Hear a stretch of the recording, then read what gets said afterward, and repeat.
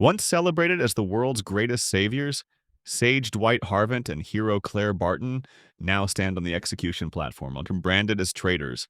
They are deeply bound by trust and affection, yet the same world they protected now turns against them. Whispers of betrayal spread through the crowd, twisting their glory into sin. The priest addresses the crowd, reading the parchment in his hand. With a firm voice, he declares the truth. It was Sage Dwight and hero Claire who defeated the demon god who sought to drown the world in darkness. Naming them before all, he calls them the heroes who ended that evil. For a brief moment, hope flickers in the air. But the moment shatters. His tone hardens as he proclaims that the souls of past heroes have long rotted, and now these two stand accused of becoming the next demon lords. They are said to crave chaos and destruction, and for that reason, their punishment is decided. Both will be cast into the Valley of the Dead. Dwight desperately tries to explain that they fought to protect the world, but his voice meets only scorn. The crowd curses them and binds them in heavy chains. Dwight struggles, realizing he cannot cast a single spell. The king's anger blazes as he calls him a servant of the demon lord and regrets ever honoring him as a hero. His words fall like a sentence. They will pay for their sins with death. In the chaos, Dwight turns to the hero and urges her to escape with him. She makes him realize that they cannot remain idle while waiting for a peaceful world.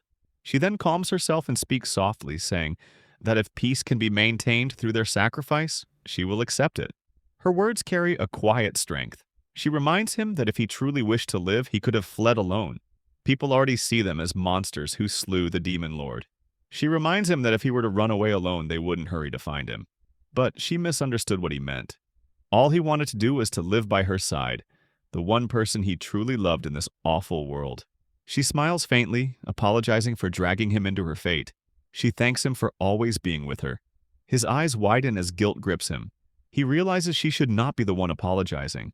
Before he can speak, the command for execution echoes through the square. Spears stabs their bodies mercilessly. The two fall together, their blood staining the ground that once hailed them as saviors. As Dwight's vision fades, he wonders in silence whether this cruel world is truly what they fought for, and if this is the peace the hero had wished to protect. Arrows rain down mercilessly, piercing their bodies again and again until both are hurled from the cliff, with brutal force. In that instant, Dwight feels as though he finally understands the world's true essence. Time passes, but he has no sense of how long. In the darkness, he cannot count how many times he screamed. He clutches the hero's decaying body tightly, refusing to let go. No one remains alive. Only death surrounds him. In that desolate land, Dwight alone stands transformed into a strange, undead being. In his skeletal form, a deep resentment burns within him. He realizes he cannot stay still like a silent corpse. He refuses to fade away. Yet when he looks at the hero's lifeless body, confusion grips him. He cannot understand what went wrong or why he is here.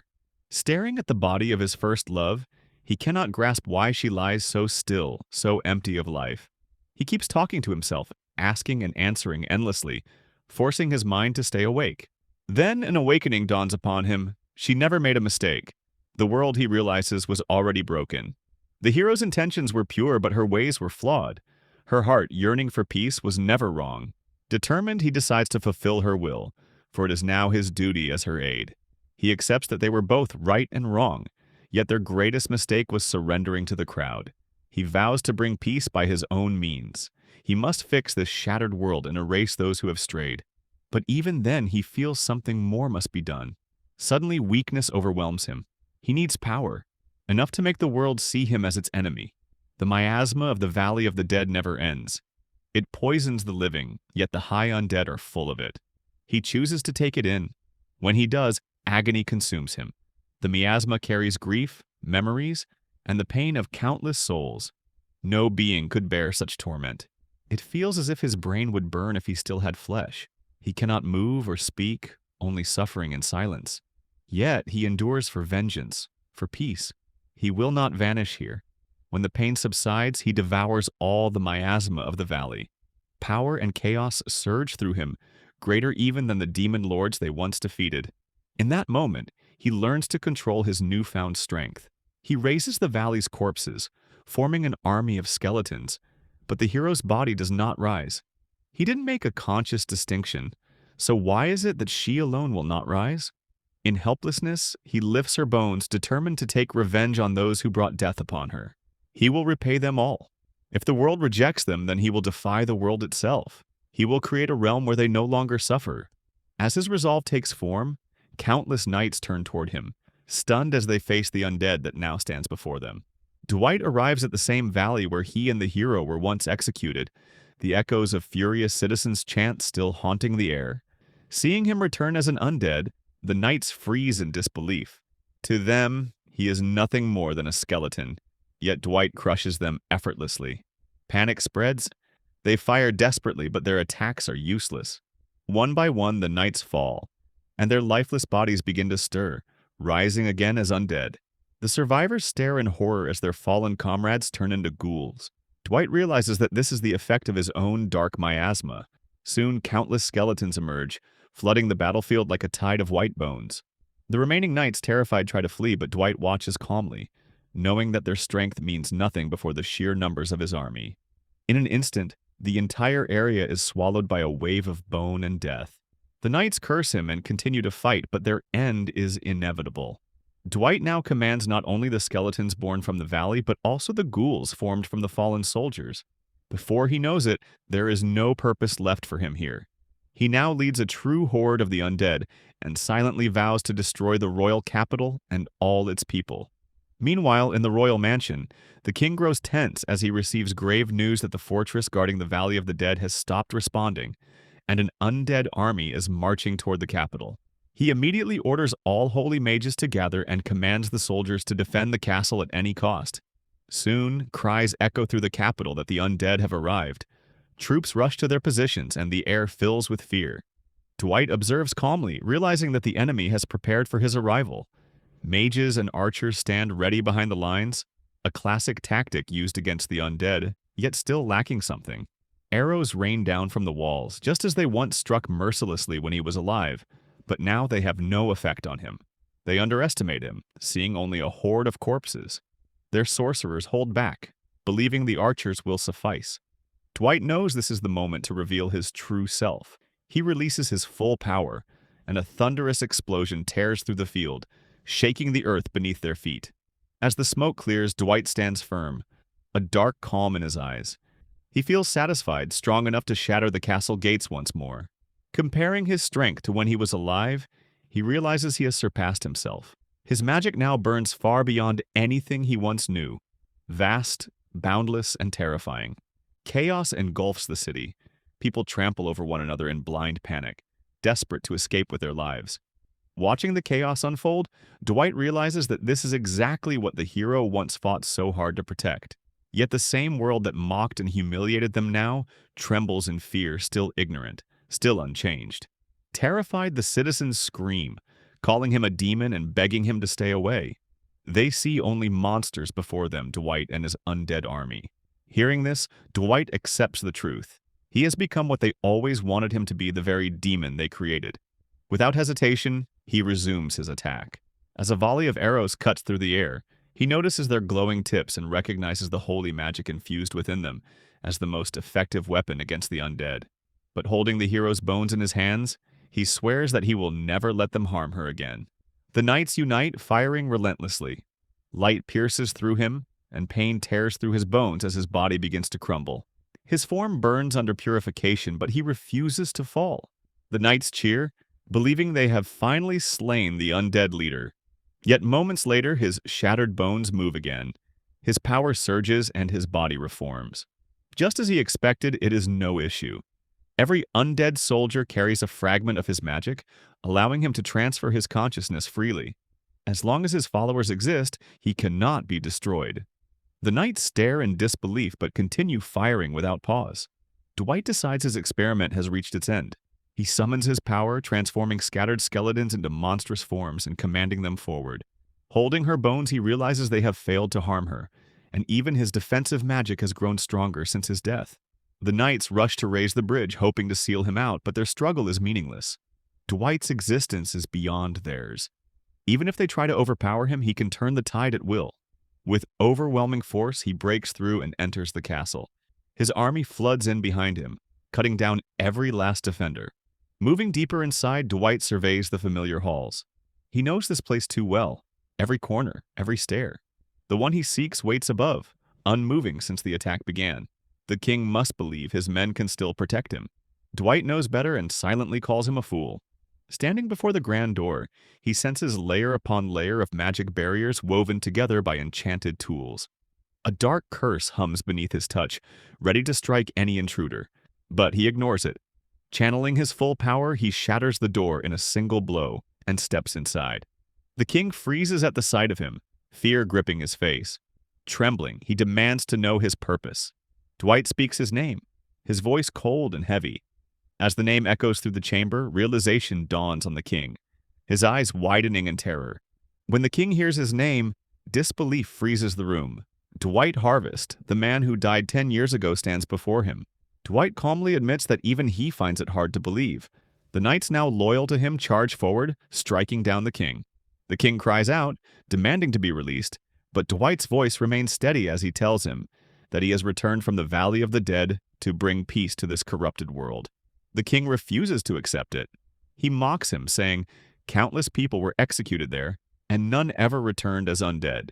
His arrogance doesn't waver, but Dwight faces him with unshaken resolve. He shows the shattered remains of the hero and demands to know why he branded them as traitors. The hero never deserved death. His tone softens with grief as he speaks of her, the woman who prayed for peace more than anyone, who alone was worthy of being called a true hero. The king, speaking coldly, admits that this very purity made her a nuisance in their eyes. Dwight's gaze hardens. He reminds him that after the demon lord's death, the world-changed heroes became burdens, their power no longer needed. Those who once protected the realm were now seen as threats to the throne. He accuses him of executing the hero out of selfish greed. The king proudly confesses it. With twisted laughter, he declares that as king, he had the right and that it was their own fault for refusing to be used. To Dwight, it is clear the man before him has lost all reason. Without another word, he commands the undead knights to silence him. They obey instantly, tearing the king apart as he curses him with his final breath, claiming that his execution was justified for the sake of the kingdom and the world. Turning to leave, Dwight's eyes fall on a sword resting on the wall. Recognition strikes him at once. It is the hero's sword, her final keepsake. He takes it in his hand, feeling a rush of familiarity as though it has always been his. The miasma within him stirs, carrying the memories and experiences of the dead. In that moment, he realizes he now holds every sword technique the hero once mastered. He hesitates briefly, unsure if he has the right to wield it, until a memory returns her gentle smile as she thanked him for standing by her side. He grips the blade firmly, accepting it as her parting gift. Outside, the royal capital burns in ruin. Blood and ash coat the land. Dwight stands amid the destruction, realizing that after 10 long years, it is finally over. The kingdom has fallen. Now he can move to the next phase. Declaring the city his new stronghold, he turns it into the foundation for what will come next. A grim smile touches his face as he reflects on the irony that the same sage who once fought to defeat the demon lord now stands as an undead conqueror of men. Life, he realizes, twists in ways no one can predict. And so, from the ashes of the fallen kingdom, he begins his reign, the birth of the kingdom of the undead. The mansion sinks into darkness, heavy and suffocating. No one can understand what has transpired within its walls. Dwight sits alone, trying to eat and drink, but as he expects, nothing passes his throat. His body rejects it as a reminder of what he has become. Outside, thick clouds of miasma drift across the capital, swallowing streets and towers alike. The once lively city turns into a silent grave, unfit for the living. Only a day ago it pulsed with life, but now death rules every corner. The capital stands like another valley of the dead. Dwight feels no regret. He knows this desolation is his own doing, and he accepts it calmly, seeing it as the beginning of something greater. From the pain and torment he endured in the Valley of the Dead, he gained one truth. When evil rises in the world, humanity unites against it. Survival demands struggle. The evil once called the Demon Lord had been that unifying threat. Nations joined hands to defeat it, their unity stronger than borders or pride. Yet that fragile balance collapsed not from any outside force, but by their own hands. The belief that destroying such evil would bring peace was a grave mistake. What followed was chaos, civil wars, disgraceful battles, rivers of blood, and endless conflict between kingdoms. The moment the Demon Lord fell, those who once fought side by side turned against each other. In this new world, peace becomes a word without meaning. From this, Dwight understands a grim truth. The only time true world peace existed was when an immortal evil ruled over it. Accepting that, he decides to take that role upon himself. He will become the new Demon Lord not to burn the world to ashes, but to hide his true purpose from every soul. He hardens his will, refusing to ever be defeated, and vows to fill the world with unending fear. This, he believes, is the duty of the necessary evil called the Demon Lord. To live up to that name, he needs an army worthy of it. Servants already kneel before him, yet what he truly seeks is one of immense power. Using the dark knowledge he gained from the Valley of the Dead, he begins to merge several undead into one being. Bones grind and twist as he works, and from that dreadful fusion a towering skeletal figure takes form. The creature stands before him, hollow eyes glowing faintly as if questioning whether the one before it is truly its creator. Seeing it before his eyes, a wave of triumph rushes through him. His summoning has succeeded. Before him stands a magnificent skeletal construct, its bones faintly gleaming under a sinister light. Then, to his astonishment, the creature speaks. A chill runs through him as he realizes he holds no control over it. Yet a small relief settles in his chest it can at least communicate. When the towering skeleton acknowledges him as its creator, Dwight hopes for a peaceful outcome. That hope vanishes as the creature erupts violently, charging at him with a thunderous roar. Dwight immediately channels his magic to defend against each increasingly heavy strike. Its cruel laughter echoes through the chaos, filled with twisted delight at recognizing the very one who gave it life. Amid the frenzy, Dwight's sharp eyes catch something terrifying. The creature has molded the surrounding miasma into vast skeletal wings. The sight stirs unease in him. The same power once unleashed through that lightning strike now burns before him with overwhelming control. He knows he cannot match it evenly, yet he refuses to yield. Gathering his strength, he unleashes every ounce of his refined craft, the same mastery that once earned him the name of Sage. His strike lands with blinding force. The skeleton howls in fury, its curses slicing through the air as it retaliates with everything it has. Lightning flares across the sky, each flash shaking the ground. Dwight instantly grasps the scale of its might. Each surge of light holds enough destructive power to rival the highest forms of magic, a force that could erase 10,000 soldiers in an instant. The city trembles beneath their clash. The monstrous skeleton laughs darkly, taunting him with pride over its devastation. Dwight remains calm, acknowledging the sheer strength of its power and admits that the treasures of the Valley of the Dead are beyond measure. As his energy surges once more, he recalls the days when he was still human, when his magic was his pride, though bound by mortal limits. But those limits no longer exist. Now he stands as something far greater, his power pure and unshackled. Focusing his energy, he commands the creature to be still. In the same breath, he releases a devastating blast that sends the massive skeleton crashing to the ground. Dust rises as the creature staggers back up, furious and trembling. Yet Dwight remains composed, his voice steady as he faces it. The time has come for it to listen. He tells it firmly that he does not wish to fight. Dwight wields the hero's sword, channeling the abilities she bestowed upon him. As he faces the monstrous skeleton, he senses her presence guiding him.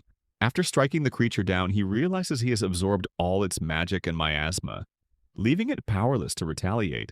The skeleton accepts its defeat, urging him to end it, claiming this is its final moment. Dwight remains resolute, refusing to destroy it, and explaining that its creation must have a purpose. Surprised, the construct seeks further direction. Extending his hand, Dwight firmly expresses his wish to become his subordinate. He can enforce obedience completely, yet he chooses to respect its free will. He asks if it will lend him its power. Dwight recognizes the creature's strong ego and formidable fighting ability, and feels gratitude, knowing that its support would provide a powerful ally. The skeleton places its hand in his, pledging its service. 3 days pass, and all the undead Dwight has raised have become loyal servants. Observing the scene, he notes that most of the body disposal and debris cleanup has been handled efficiently, his subordinates performing admirably.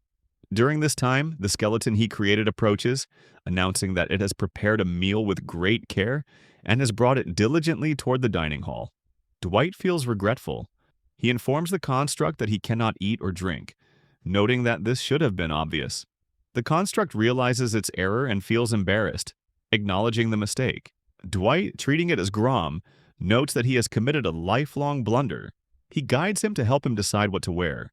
Grom has now become his loyal retainer, vowing to scour the royal capital to bring him the best and serve wholeheartedly. Dwight observes that Grom's defiance has vanished entirely, replaced with humble loyalty. Grom confesses admiration for his purpose and methods, performing his duties since swearing allegiance as the Demon Lord's executive officer. He has grown fond of the name Dwight gave him. Dwight instructs him to wait until further orders as he gathers supplies. Grom warns him against trivial distractions, promising to carry out any command. Dwight studies him closely, noting that despite his peculiarities, he is highly skilled and knowledgeable.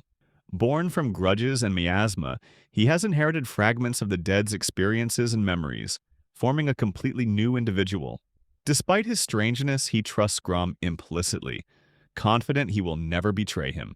Reflecting on the morning's actions, he has already notified every kingdom territory of his presence. He resolves that if the regions pledge obedience, he will not invade, though they are welcome to follow him.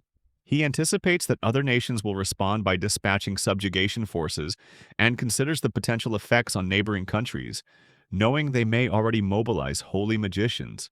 Dwight understands he must shape an environment worthy of a demon lord and seeks allies with distinct personalities like Grom. Even so, he recognizes that true peace, the one the hero once sought, remains far from realization. Knowing that she will not return, he approaches his constructs, reflecting that only in his presence can she find rest. Even with all his abilities, he cannot turn her into an undead. He cannot discern whether her soul is resisting, or if it is his own internal conflict, yet he hopes to one day restore her to life. Suddenly, Grom arrives with news. He listens intently as Grom reports that the nearest territory has dispatched an army, moving swiftly toward the king's land. Dwight realizes they intend to reclaim their royal capital. The king is dead, the country's heart destroyed, and the nobility cannot remain idle. Concerned that a subjugation force has been sent within 3 days, he resolves to go personally. Demonstrating that a demon lord has risen, he vows to set an example if he wants the world to recognize the threat he poses. He leaves Graham in charge, who acknowledges the responsibility and promises to protect the demon lord's castle with all his might. Dwight senses that surrender would be wiser for the opposing forces. He prepares to depart, but Grom instructs him to remain for the moment. Outside, their army stands ready. Dwight quickly changes into his special attire for this occasion, determined to show the mortals what a true demon lord represents. At the same time, a bird he sent arrives, delivering a letter that leaves all present astonished. The bird, unusual in its skeletal form, captures attention. With curiosity, the letter is opened, and the mention of the demon lord fills the lady with reassurance and excitement, having awaited this moment for a long time. Upon reaching the site and seeing the army, Dwight realizes their number nears 20,000. Along with this, he learns that they have formed a sacred magical barrier, proof that they are serious about reclaiming the royal capital. The sheer scale of their mobilization in less than 3 days astonishes him. Watching them steadily advance, he feels no trace of mercy within himself to simply let them enter unchallenged. Determined, he decides to crush their will to fight here and now. He believes that once broken, they will not recklessly charge into battle again, and the conflict will end for both sides. To him, this is the best possible outcome. Gripping his constructs tightly, he feels there is no turning back. The weight of resolve settles in his chest as he prepares himself for what must be done. Memories of his battle with Grom flash through his mind how Grom commanded the miasma with ease. Drawing on that lesson, he decides to test his own control in practice. He raises his hand toward the sky, channeling immense power. Darkness gathers above, clouds twisting as if alive. A violent surge descends, shaking the earth. The knights stare in horror and lose their arrows, but their weapons vanish into the storm without effect. In the next instant, a blinding force crashes down, the ground splits, and countless knights fall lifeless. Through the devastation, Dwight understands he has done it. He has merged magic and miasma into one. All that remains is for the dead to rise. One by one, the fallen stir, turning their comrades into the undead. Dwight watches in cold silence as he has grown used to this sight. Panic spreads among the survivors as they flee, only to be hunted down by the very soldiers who once fought beside them. Seeing the chaos unfold, Dwight feels grim satisfaction. These few survivors will carry the tale of his power, spreading fear throughout the land. 10 years have passed since the last Demon Lord's death, and now the world will learn that a new terror has risen. He remembers how in life his teleportation could reach only as far as his eyes could see. But now, in this undead form, the same ability extends far beyond that limit. Controlling an army of 20,000 proves effortless, allowing him to command strategies on a grand scale. He feels no fatigue, no drain of magic, only boundless strength. The advantages of his transformation seem without end. After everything, Dwight commands all the knights to march toward the Valley of the Dead. For him, it is not a calculated move, but an instinctive act. As the knights throw themselves into the valley, his power begins to surge, growing stronger with every passing moment. He realizes that the Valley of the Dead itself is the true source of his strength. He senses a deep connection between his existence and the miasma that his very being is sustained and reinforced through it. Resolute, he decides to sacrifice more undead from now on. He believes his power comes from the valley, yet feels that perhaps his very existence is born from it as well.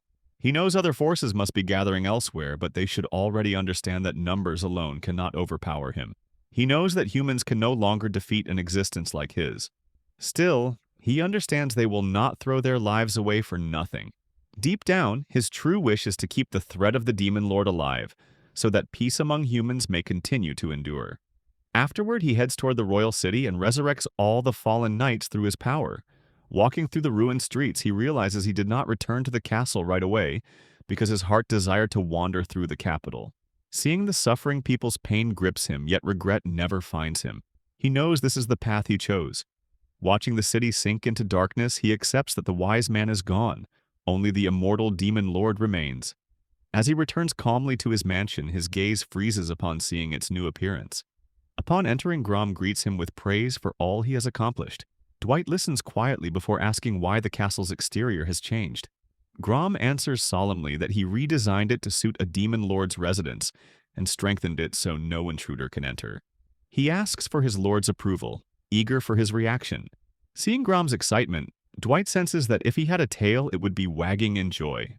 Looking around, he realizes that although Grom changed the castle's design as he wished, he also reinforced its defenses with powerful magic.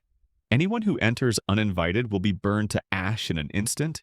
He recognizes how skilled and devoted Grom truly is. Achieving so much in such little time is no easy task. His calm demeanor hides a truly fearsome power. Satisfied, he thanked him for the effort, admitting he had overlooked the castle's defenses. Grom's face lights up with pride as he expresses that all his effort has finally paid off.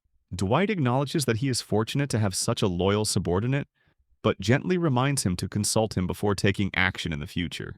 Grom bows, hoping to always remain a faithful and useful servant.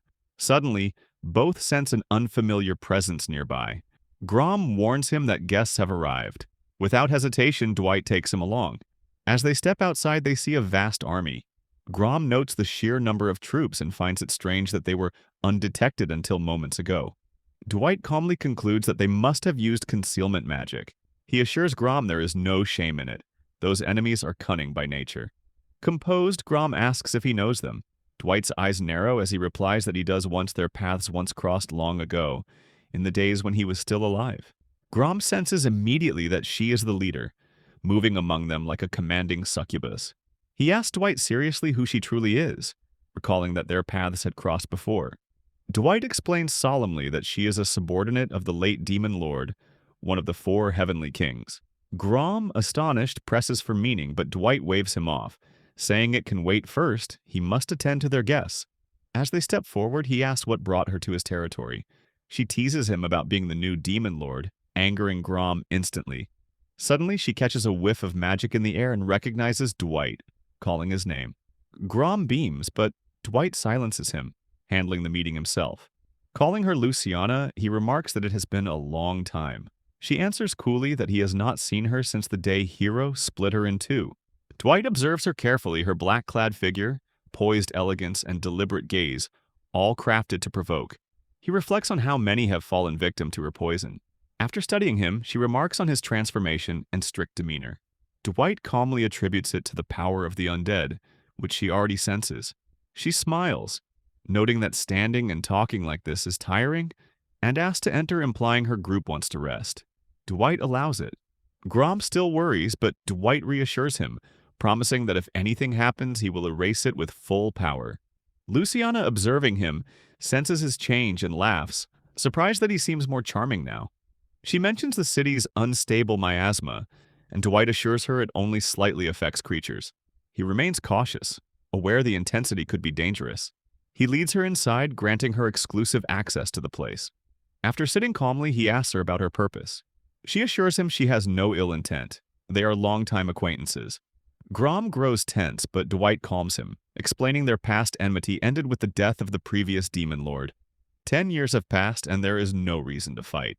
Luciana jokes about revenge, noting she could have claimed the title herself. He responds seriously that if that were the case, he would raise them as undead for a purpose. She laughs, reassured that he only serves the new demon lord. She explains how after the demon lord's death, the army's remnants were suppressed by humans. She had retreated with her companions, waiting for a new demon lord. His power now surpasses the previous ruler. She expresses surprise at his rise, aware he and Hero were sentenced to death. Dwight tells her it is not a happy story. She laughs loudly, noting humans' foolishness, while Dwight affirms that salvation is still possible. Relief and surprise wash over her. He insists his efforts aim to maintain peace, ideals he held in life and still upholds. He recognizes her intentions and asks her plans. Luciana offers peace technology and power even to the royal capital to aid him. He sees their goals align perfectly. Grom privately asks Dwight if he trusts Luciana. Dwight confirms, noting her power and the care required. As long as he maintains oversight, everything is controlled. Both sides use each other, nothing more, nothing less. Grom accepts this. Dwight mentions he will rely on him when needed.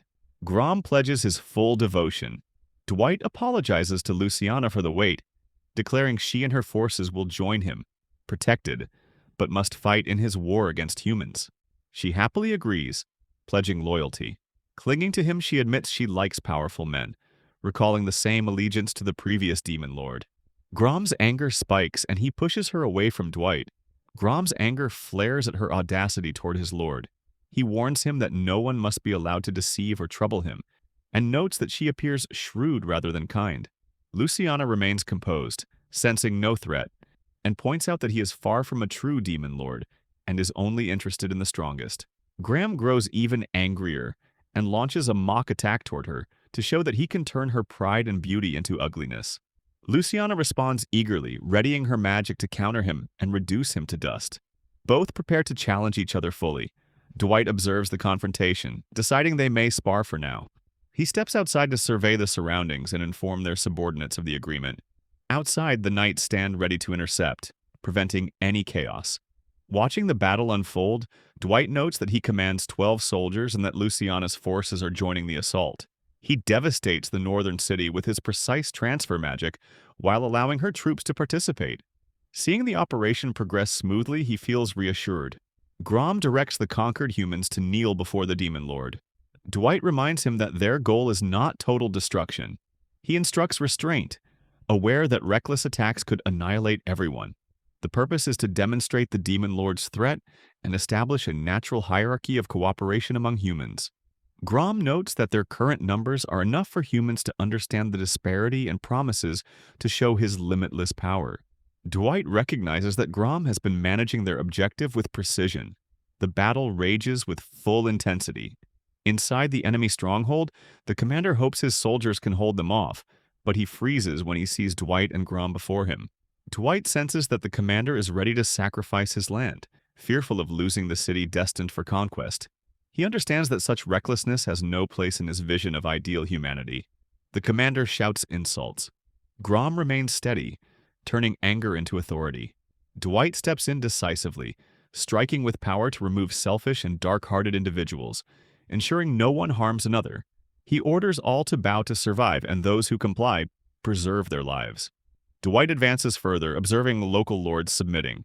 Territories around the fractured royal capital are recognized as part of the demon lord's domain. Though seemingly subtle, his attacks reach nearly every region. As more fall, plots form against him.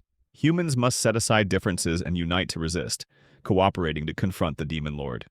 At this moment, Luciana arrives at the stronghold, noting with satisfaction the rapid progress of events. He observes the combined forces of ogres and the undead performing brilliantly. The undead breach enemy lines on their own, and with support, territories fall faster than expected. Her army exerts a decisive influence, and her command is flawless. He realizes this success is due entirely to her skill. She admits she trained each soldier herself, and takes pride in their effectiveness. She invites him to tea later, just the two of them. Grom warns Dwight against accepting, suspecting hidden motives. She teases lightly, and Grom grows protective, accusing her of trying to take his lord away from him. Dwight silences them, insisting any flirtation must wait until reports are properly presented. Watching them interact, Dwight reflects that they are shaping each other into capable allies. He grows confident that with his exceptional army under command, it is only a matter of time before he controls the entire kingdom. Various regions will become battlefields. The first move in an all-out war has begun. After all this, Dwight realizes that no foreign nation has yet made a move. The losses from the dead remain contained within the realm, and for now, the outside world only watches, curious about the rise of a new demon lord. Sensing the shifting tide, he decides it is time to act, time to confront this threat head-on. He gathers them and Grom with steady seriousness, declares that they must begin a war council to decide the future of the demon lord's domain. He asks for everyone's consent. Dwight gives a calm assurance there are no objections, and the council begins. As they discuss, Luciana playfully teases Dwight, provoking Grom's irritation. Dwight, however, dismisses the tension with quiet authority, telling Grom not to be distracted and asking Luciana to refrain from pointless remarks. The air settles and Grom continues. He reports that most of the kingdom has already fallen under the demon lord's control. It is nearly a full conquest. Dwight notes that only the cold northern regions and the great noble districts remain, but Grom confidently assures him their victory path is already clear. Their next target is surrounding territories. Dwight listens, realizing that their rule, though vast, is still confined, and perhaps that is why the great nations have not yet taken their power seriously. Grom unfolds a map, his tone grave. Some matters, he says, demand immediate action. He points to a small country on the southwestern border whose recent movements are suspicious. Hearing this, Dwight realizes that he has heard about it from Luciana. She speaks up, satisfaction glinting in her eyes. She had already investigated the matter in secret. The small nation has gathered an army near the border, clearly planning to reclaim the fallen royal capital and expand its own domain. What troubles her more is their excessive weaponry signs that another unseen nation might be aiding them. She cannot tell who, but she warns that ignoring them would be dangerous. For the future's sake, she insists they must crush that country now. Accepting Dwight as their commander, they await his decision. His gaze hardens as he realizes that the world must understand the threat of the demon lord is not confined to one land. Whatever lies behind that small kingdom, he will turn it into a stepping stone toward peace. He decides firmly to annihilate them completely. His words ignite the room. The others bow their heads, pleased and resolute. Under his command, preparations begin at once, with Grom and Luciana leading the charge with fierce determination. Dwight knows that striking first will expose not only the small kingdom, but also the hidden powers behind it. Later, he stands outside the fortress, deep in thought. The demons below are sparring fiercely, training for the coming war of their own accord. The sight fills him with pride. The miasma that once plagued the city now lingers only at its borders, making the royal capital livable again. Beneath the castle and in old warehouses, the undead gather in droves, and the once polluted areas now pulse with new energy and purpose. Watching this rebirth, Dwight feels a quiet resolve that he must honor their spirit with his own strength. When Luciana tours the city, she watches the demons working diligently. Progress in the royal capital is steady and strong. She tells Dwight that over the past decade, she has honed countless survival skills without them. She would not still be alive. Together, they see how the land, freed from miasma, has grown rich again. The people labor daily to restore their city and rebuild their lives. Then his gaze falls on a lone human working among the demons. She looks at him with surprise, asking calmly whether the man's presence interests him, and adds evenly that the man is merely a servant who has already adapted to their world. He nods silently, accepting her words. He sees humans and demons together and realizes he never imagined witnessing such a scene in his life, not even in his wildest dreams. The sight fills him with a strange joy, knowing it is a peace formed through this chaos. He understands that these people are now citizens of his realm, and he accepts that he must protect them from any danger. This peace exists because people are concentrated in the capital. He senses that achieving this on a global scale would be astonishing, yet impossible without reducing everything to ashes. The only way to maintain large-scale peace is for some great evil to remain. The thought of the hero crosses his mind. His power grows, and he senses the attacks around him. Seeing her skeletal remains, he realizes he still cannot bring her back, yet he reassures himself that he must move forward. He becomes certain that if he creates the world she desires, they will meet again, and it will become reality. Suddenly, a movement draws his attention. Grom stands before him, telling him the time has come. Seeing Dwight so absorbed, Grom asks if he is ready. Dwight, slightly apologetic, assures him he was lost in thought. Looking outside at the gathered crowd, he is struck by the anticipation of the people, all eager to hear him speak. Dwight addresses the demons who revel in battle, explaining that those seeking revenge or repaying debts are gathered for different purposes. He senses that the immortal among them is ready to act. He recalls a sage from the past who fought countless deadly battles alongside the hero and killed the demon lord. Yet he assures the crowd that the fate of that sage is no concern now. The true importance lies in the truth he has discovered that the world is broken. They are sacrifices, marginalized by this era, stepping stones along a larger path. He urges them to embrace the currents of change and assures them that their march has begun. Their bodies and forms will bear the colors of evil, part of the history that heralds the rise of the new demon king. His words ignite the demons into a frenzy. They rise, shouting and cheering, and he makes them understand that they are to become the sole agents of evil. He ensures they understand their loyalty to the demon lord of this era, commanding them to hold nothing back and show their full power. Watching this, Dwight senses they have become the living embodiment of the demon lord's strength. Grom notes that his speech is inspiring, exactly as expected, but Dwight reassures him that he has only sparked their fervor. They are still unaware of his true purpose. Grom inquires seriously about the offer, and Dwight does not reveal it, making clear that such knowledge cannot be shared. It might leak, and even allies cannot know. Given the circumstances, he has decided that only a select few may understand his true desire for a world of genuine peace. He knows that if this knowledge reaches humanity at large, his existence as a demon lord would shatter, and instilling fear and devastation would become impossible. The path ahead is difficult. Grom asks if this is his boldness at work, but he assures him no one could act with such audacity. For Dwight, being called a kind figure carries a strange irony. Meanwhile, in a distant jail within the mansion, a man remains bound, thinking quietly, sensing that something truly intriguing is about to unfold. At the same time, Grom reports that the preparations for departure are complete. Dwight nods, calm and confident, leaving everything in his hands. Grom straightens with pride, vowing to crush any enemy who dares cross their path. Luciana, amused, casts a doubtful glance his way, questioning whether this pile of bones can truly defend the castle in their absence. Grom flares with anger, his hollow eyes glowing fiercely as he declares that the demon lord himself chose him for this duty. To prove his worth, he threatens to erase anyone who doubts him. She only smirks, teasing him further until Dwight intervenes, his tone firm, ordering both to quiet down and stay focused. Dwight surveys his force's 200 monsters and 1,500 undead 1,700 soldiers in total. The number seems small for conquering a nation, but his own presence he believes will more than make up for it.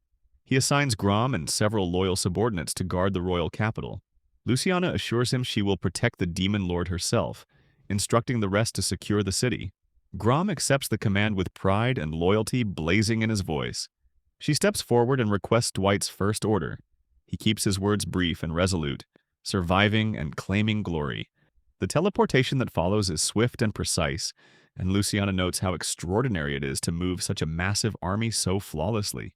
Dwight realizes that her subordinate succubus has tracked the movements of the small nation. A surprise attack was in preparation, but it was doomed from the beginning. Dwight remarks coldly that if he cannot achieve even this much, he has no right to be called the world's evil. She glances at him curiously, wondering if he really intends to force surrender. He makes his stance firm that victory without bloodshed is ideal, but he will do whatever must be done. He then faces the human army, his voice carrying like thunder as he declares the arrival of the demon lord's forces. The humans panic and charge, their knights rushing forward in a desperate attempt to hold the line. His forces meet them head-on. The clash is brutal and unrelenting. Dwight watches the chaos unfold, uncertain if a bloodless victory is even possible now. Luciana shakes her head, her voice edged with scorn, reminding him that she warned him humans are fools driven by pride. He exhales sharply, realizing he has no other choice. He channels his magic, unleashing a surge of power that sweeps through the battlefield, and orders his army to strike with full force. The humans fire in panic as waves of undead hurl themselves into the fight. They scream in disbelief as the undead continue advancing, tearing through their defenses. The air fills with the sound of steel and anguish as the tide turns against them. Luciana watches the spectacle, eyes gleaming, calling it a magnificent view. Dwight notices her sipping wine and asks, with quiet reproach, if she brought that with her. She smiles slyly, saying he should enjoy watching his subordinates fight for him. He reminds her to be serious and turns his gaze back to the field. He has no intention of joining the battle. His faith lies with the monsters. To him, the Demon Lord's army must savor the intoxication of victory. She adds that a succubus like her doesn't get drunk on wine, but in moments like these. Before they move on, Dwight reports that the canal is under their control and that their forces are advancing deeper into enemy territory. The progress feels strong, and Luciana praises the pace, curious whether any humans can truly stand against them. Dwight answers evenly that the small nation's forces had once planned to attack the fallen royal capital, a doomed attempt from the start. Likely pressured by neighboring powers, they acted out of desperation. He concludes that once they reach the royal castle, they will find the documents that prove it, and with them, the truth behind this war. Dwight decides to punish all nations involved in the unnecessary conspiracy. He realizes that if he truly wants to ignite the Demon Lord's rise, mere action is not enough. Observing everything carefully, he considers whether this is truly what he desires. While going along with Luciana, he explains seriously that the small nation's opportunity should not be wasted and must be acted upon quickly before any unexpected events occur. She remarks that it sounds boring and that even a small nation should have some strong individuals. He realizes that among the humans there, only a handful are capable of standing against the Demon Lord's army. Reflecting on his past life alongside the hero, he is lost in thought when he suddenly senses Luciana's teasing tone, which makes him realize that until he becomes the hero or the master's sage himself, he cannot succeed. He replies seriously that despite thousands of battles fought by the Empire, no such person has appeared. He reassures her that heroes do not appear easily, and that 10 years have passed without a new hero emerging, proving his point completely. She recalls the old good days, and he asks seriously if she refers to the time she served under the late Demon King. She affirms with warmth, noting how enjoyable it was, and adds that he seemed kind back then. He forbids her from calling him by that name. Surprised, she asks if he truly discarded his human name. He calmly responds that it does not matter. She insists it does remind him he is still himself, not just a demon lord. He affirms with certainty that he remains himself. She questions whether the Demon Lord sees himself as merely a tool created for a purpose. He replies seriously that he sees no problem in that, as it is the best way to achieve his goal. She gestures for him to step closer, saying it should not be that way. He asks her to step back, yet she with seriousness expresses her wish to learn more about him. He reassures her that for now they must focus on the battle. She observes the surroundings and reassures him that the people do not need to leave the Demon King's territory yet, so he need not worry. She also prompts him to value himself more. He accepts her words seriously, and she hopes for more clarity from him in the future. She reminds him that he must also speak to the overly attentive pile of bones and assures him that if he ever faces troubles, he can speak freely without hesitation. She notes that some things would be difficult to discuss with that pile of bones. He reassures her that he will rely on her when the time comes. Suddenly, Luciana senses danger and quickly forms a magical bomb, hurling it toward the city while cheerfully responding to Dwight. Watching this, he feels uncertain about what just happened, but realizes she was encouraging him in her unique way. He feels fortunate to have such allies around him. Surveying the city, she notes that no enemies remain on the streets, and that humans now seem to want them to lay siege instead. Dwight finds it fitting yet somewhat naive. He tells her he'll inform Grom of their progress and return soon. He suddenly senses his body in human form fatigued, realizing this is the result of his training. He can now transfer bodies without destroying the previous one, as long as it is an undead under his control. He notes it is not as tiring as magic transfer, though. He wonders why every skeleton he possesses turns black. It does not harm him, but he is curious. Calling for Grom, he sees him appear quickly. Dwight reports their progress. Grom is pleased. Dwight reassures him that everything is on schedule, no issues have arisen, and the matter will soon be resolved. Grom affirms that humans cannot resist the Demon Lord's army, and Dwight expected this. He instructs him to continue overseeing the royal capital, and Grom promises a celebration once he returns. After leaving the manor and observing the city, Dwight senses the battle has ended. Luciana approaches and reports that the Demon Lord's forces control most of the capital, but an unexpected issue has arisen. Resistance holds out in a prison. Undead are being eliminated one by one, and the garrison will likely need reinforcement. He notes the surprise, but recalls that such difficulties were expected due to the castle's strong defenses. He adds that the defenders have gathered a bloodthirsty force and asks about the number opposing them. She confirms it is a single stronghold, a single person standing against the army. The defenders' level appears that of a hero. They realize that the man is very powerful and dangerous. Dwight and Luciana advance toward their goal, fully aware that villains always rise to challenge heroes. He reflects that whenever the world faces danger, a hero appears. Yet fate seems constantly to work against them. He envisions a savior with miraculous power and quietly wishes he could be that kind of person. Luciana asks him seriously if he has any idea. He does not answer directly, but she points out that if such a person existed, the Demon Lord's army would already know about him. He explains that the man has been imprisoned for years, unable to find peace in his anger before his battle with the Demon King, a man who has completely lost his sanity. Together they approach the prisoner. As they near, the man shouts, demanding to know if he is the master of these beings and firmly challenges him to fight. Tired of weak opponents, Dwight accepts. He maintains his composure and asks if he may speak for a moment, but before the words settle, the man attacks.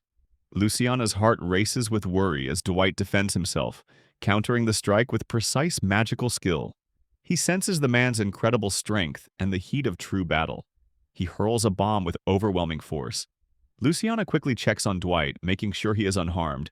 While Dwight realizes that the man does not use any magic, a single strike has already shattered his defenses in an instant. Despite the pain, the man remains completely unaffected. Dwight sees that he has stopped a blazing fireball with his bare hands.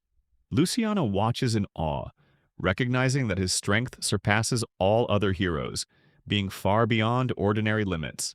Dwight gravely informs her that this man is Henry Palkin, an invincible warrior, once known as the closest person to slaying the Demon Lord. She is stunned. Calm yet firm, he asks if she disagrees, and she quietly admits she cannot. Suddenly, Henry orders them to leave. Dwight warns Luciana to stay back and steps forward to face him alone. The man attacks suddenly, but Dwight dodges. He notes his extraordinary skill, enduring every strike and countering with immense strength. Even a sudden frontal attack is instinctively blocked. He realizes that Henry does all this without magic, has no special abilities, and cannot be affected by his powerful spells. There is clearly no weakness. The air grows heavy and poisonous, but Henry remains completely unaffected. Dwight realizes that ordinary people have already become lifeless corpses, while his sheer vitality shields him from the miasma. Before him stands a man untouched by death itself. Calling his name, he proposes a wager. Henry is taken aback. Dwight offers the terms if he wins. Henry joins the Demon Lord's army. If Henry wins, he will grant any wish he desires. Dwight senses that he can be swayed. Everything depends on how tempting the offer feels. He notes that, although Henry is sharp and humorless now, he was once a man of great seriousness. At that moment, he realizes the truth. Henry could have escaped at any time, but has chosen to remain in this place for 10 long years, by his own will. Henry puts forward his demand. If he defeats him, he wants command of the Demon Lord's army. He reminds him that his days as a prisoner are over, and that thought has driven his resolve. To him, the idea of standing against the entire world feels exhilarating. Dwight, observing him closely, realizes he had always sensed his antisocial nature, yet this level of defiance surpasses his expectations. Henry declares that the role of the Demon Lord is far beyond what an unprepared skeleton like him can handle. He clearly doubts his ability to bear such a title. When he challenges him about being ready for the task, Dwight answers with calm determination, assuring him that he is fully prepared. For a brief moment, he falls silent, wondering if anyone could ever replace him. The thought quickly fades as he understands no such person exists. With sharp resolve, Henry provokes him to take the bet and demands an answer. A confident smile spreads across his face as he vows not to miss such a thrilling opportunity. He calls him to settle their battle now and charges with a swift, powerful strike. Dwight immediately sends his undead forward, but Henry cuts them down in a single blow. Dwight responds by releasing his full magical power, the air trembling under the force. Henry's eyes widen as the shockwave spreads across the ground like a sweeping storm. With no choice left, Dwight braces himself. Henry senses the weight of the attack and steels himself to endure it. As they clash, Dwight notices the wild intensity in his gaze, a desperate obsession with victory. He silently acknowledges the frightening strength radiating from his opponent, power beyond reason. Inwardly, he admits that, in another life, he would never have wanted him as his enemy. Despite enduring Dwight's unrelenting magic, Henry meets his eyes, serious and unshaken. Dwight shows his resolve, declaring through action that he can win if he throws everything into the fight. The statement only ignites Henry's fury further. Refusing to yield, he smashes through the walls with raw strength and rushes forward. In that instant, Dwight understands the cost of the clash. Even if his arms are torn apart, he accepts the sacrifice. His limbs surge with mechanical precision, striking back against his onslaught with crushing force. After a brutal beating, Henry speaks honestly, making Dwight understand the truth. He feels honored to join his army. He admits he is exhausted from life as a prisoner and had planned to escape within the year. He has no grand ambitions. At first, he was only intrigued by the idea of becoming the next demon lord. From these words, Dwight understands that Henry fought him simply because he was bored. Henry reassures him that he never expected such intense anger from him in the beginning. He describes himself plainly as a crazy fighter who always remains confident in every battle. Dwight finds this statement completely accurate. Luciana then tells Dwight the location. She says the place is safe to explore, and he confirms that he has personally checked it. She points towards several people and reveals that they are the leaders of a small country. She states that she enchanted them and that they now behave like puppets who cannot oppose their master. Dwight immediately recognizes this as a basic succubus skill. He realizes it is effective and far from useless. He understands that through them he can easily obtain all the information they possess. This information will help him identify the third kingdom that interfered with this country. Noticing Henry nearby, Luciana asks Dwight if he brought him along as well. Dwight believes it was the right decision. Henry expresses his happiness at meeting Luciana, and she feels the same. Dwight then asks Henry about the items he wants to recover. Henry explains that they are likely on the top floor of the castle, which appears to be a treasure room. He adds that when he was arrested, his belongings were confiscated, so he believes they must still be somewhere inside. They reach the location and are left stunned. The sight before them turns out to be the treasure of an entire country. Luciana reacts with excitement and begins wearing the jewelry. Dwight states that he did not come here to admire treasure. At the same time, Henry finds his precious item lying there. It is a bow made from dragon bone, a weapon unique in the entire world. He has been desperate to reclaim it. Observing this, Dwight realizes that Henry was once an archer. Even though he plays that role, Dwight understands that his true class is a tank. Henry decides to test the bow by taking a shot. He believes he only needs 1 or 2 tries. Dwight notices that Henry first needs arrows. Henry fires an arrow toward the castle. The arrow flies at great speed, grazes the castle walls, and falls into the water. Henry feels his arm grow slightly dull. Dwight, however, sees his arm as powerful. He realizes the shot itself was nearly impossible and understands that it is the result of his unique skill. Dwight then asks him for an arrow. While handing it over, Henry tells him that the bow will also be necessary. Dwight takes only the arrow and states that it is all he needs. Henry is left shocked. Dwight infuses the arrow with his magical power and fires it toward the castle. A violent explosion erupts at the point of impact. Henry stands frozen in disbelief. Luciana notices that Dwight missed slightly and thinks he should try again with less power. Elsewhere, the villagers witness the explosion and fall into panic. They cannot understand what caused it. Fear spreads as they believe the demon lord has finally attacked their village. Chaos erupts throughout the town. Villagers begin evacuating in terror. Everyone searches desperately for a safe place. Overwhelmed by fear, they cry out to God for mercy and divine help. A young girl calls out for help when her brother arrives and tells her that the demon lord may have attacked the village. He says the place is no longer safe. Her sister urges immediate evacuation and asks him to leave with her. He explains that he cannot go because he is a soldier and must protect everyone. Though terrified, he accepts that if the demon lord is truly present, he must fight him. His sister believes he will die. He reassures her that everything will be fine and tells her not to worry. She knows that her brother is weak and soft-hearted. He admits that he may be weak, but he believes that if he gives his best, he can become like the brave hero from 10 years ago who defeated the previous demon lord. He promises that until then, he will protect her with his life. Hearing this, his sister places her trust in him and takes his words as a promise. At that moment, soldiers arrive and order him to return to his position. The next day, Henry walks through the city and is stunned by what he sees.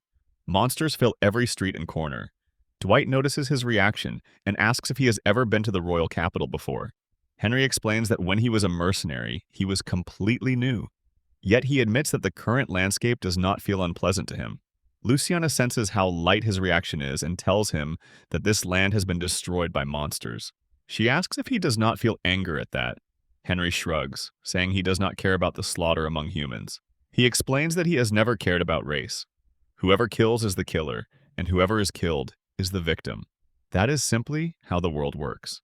He adds that if he had thought otherwise, he would never have joined the Demon Lord's army. Luciana listens with interest and quietly shows that she cannot disagree. Dwight notices that Luciana accepts Henry in her own way and realizes that understanding and accepting each other despite differences is a good thing. He hopes to create an environment where this can happen naturally for everyone. Henry explores the castle and feels impressed. He wonders if Dwight built it himself. Dwight assures him that it was not his work. The person he left in charge handled all the modifications. At that moment, Grom arrives, greeting Dwight as his lord and saying he has been waiting for him. Upon seeing Henry, Grom becomes unexpectedly irritated. Dwight calms Grom while Henry smiles at meeting him. Grom shouts at Henry, which surprises him, but Luciana reassures him that this is just Grom's usual temperament. Henry notices that the captain must be having a hard time at the moment. Hearing the word captain makes Grom curious, but he concludes that the figure is likely outside the Demon Lord's jurisdiction. Dwight observes Grom closely and notices that, despite the circumstances, his behavior is commendable. Grom never causes trouble that he cannot control. That is why he trusts him the most. Henry proposes a shooting contest, suggesting that the winner can call themselves the best subordinate in the army. Grom laughs, promising to make him regret that bet. Luciana feels a bit embarrassed watching them interact. Dwight reassures her that nothing has happened, and they begin the contest. Time passes as they compete. 50 days have passed since Henry joined the army. He is now making incredible progress on the battlefield. He has proven himself to be a remarkable instructor, and his guidance strengthens the entire army. His success in battle is exceptional. No enemies are left behind. All have been killed. The monsters look at him with full respect, perhaps even more than they respect Dwight. With Henry in the army, Dwight's subordinates grow stronger every day. Dwight realizes that he may be almost immortal, but he is not all-powerful. To fill this gap, the Demon Lord's army must be fully developed, as this will form the cornerstone of world peace. Meanwhile, the royal capital faces a tense situation. The lands of a small country are being destroyed and plundered by neighboring nations. Some countries occupy mining areas and profit from them. Luciana explains the situation to Dwight. He realizes the plan is cunning and would have remained unknown without this report. Destroying a small country with the Demon Lord's army only to steal land and resources is sheer stupidity.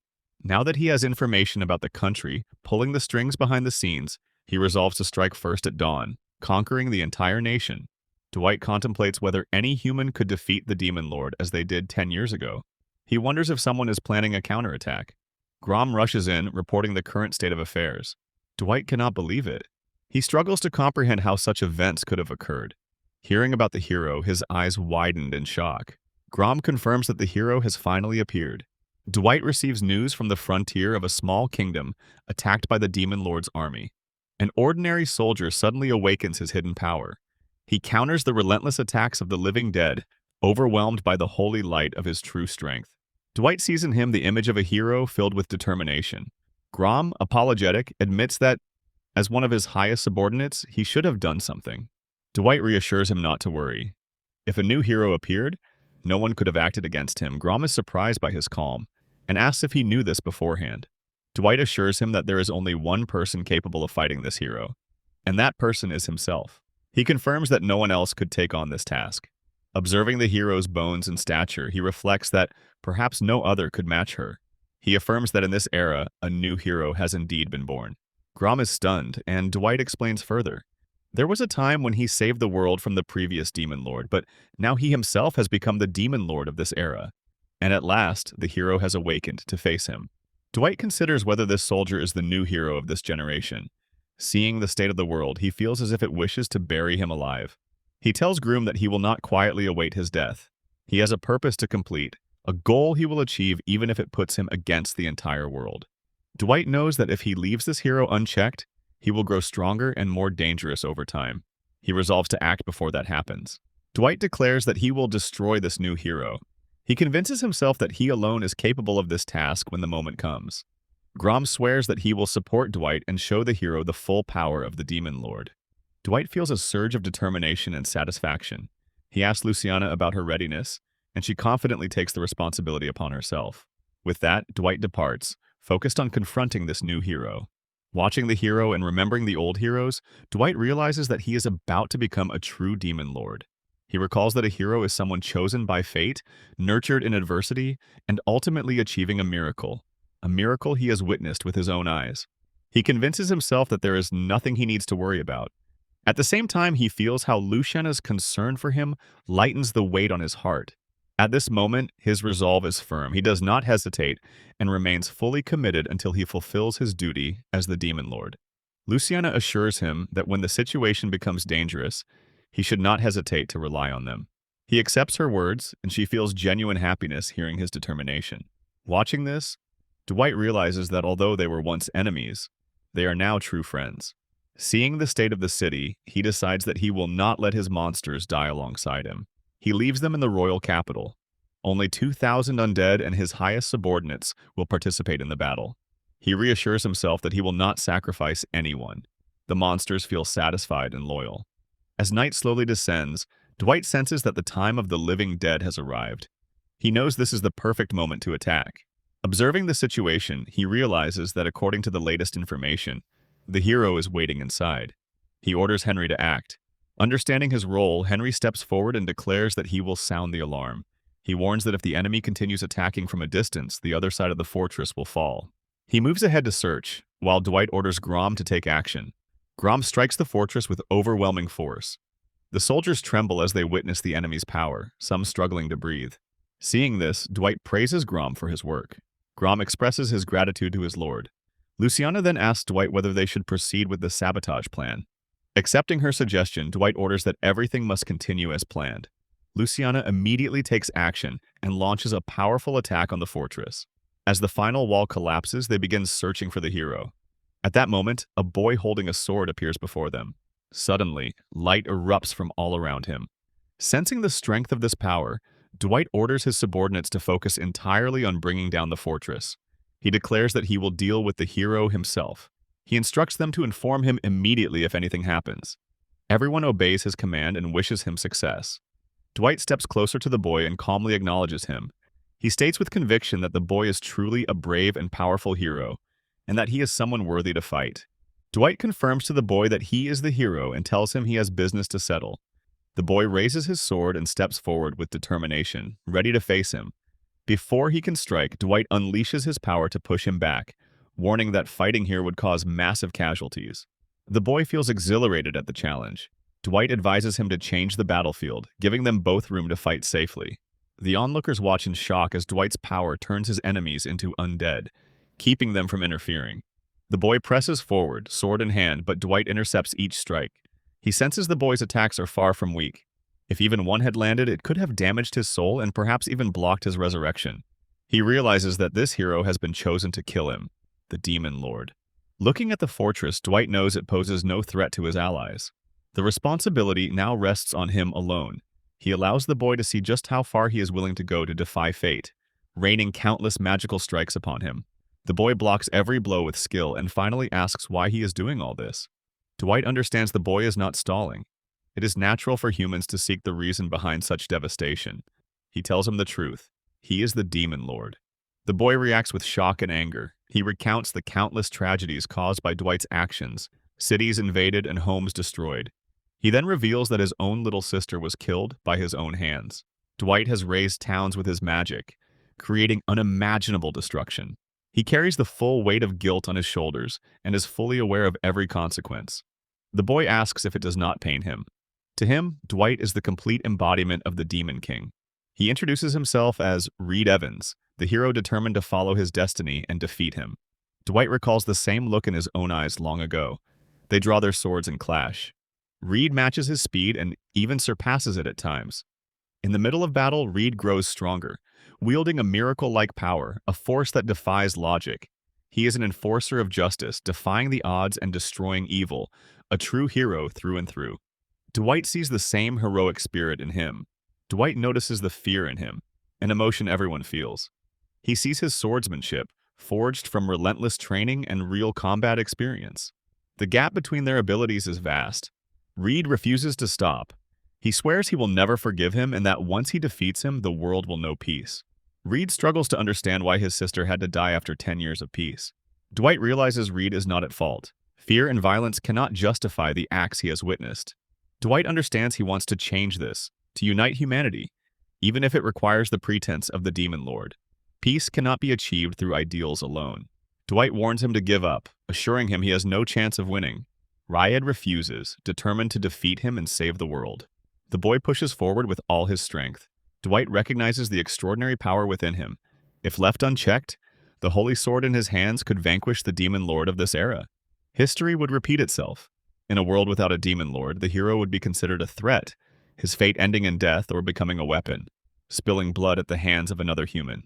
Yet Dwight knows this future will never come to pass. In this era, the Demon Lord will never die. The tale of good and evil ends here. He is the Demon Lord, and he will show him and the entire world what true despair truly means. Dwight realizes that evil is always opposed by human courage and the power of justice. This has always been the way of the world. Despite all obstacles, Reed remains standing, resolute. In Dwight's eyes, he is determined, unyielding. Reed moves forward, attacking even after taking heavy blows. Dwight throws him back with his strength, knowing that any direct confrontation is futile. Daggers rain around him, signaling that the fight is over. Still, Reed wonders what would happen to the world's peace if he dies. Dwight asks permission to stop him and reveals the name of his past life and his companion, the hero. Reed recognizes the names. 10 years ago, they killed the Demon Lord and saved the world. But afterward, their powers were taken, and they were executed. They were the fallen heroes. Dwight explains that this is the answer to ideals. He tells him to defeat the Demon Lord and restore peace. Reed realizes the weight of the past. Dwight admits that in his previous life, they tried and failed completely. He still feels the pain in his eyes and chest, even though those heroes are gone.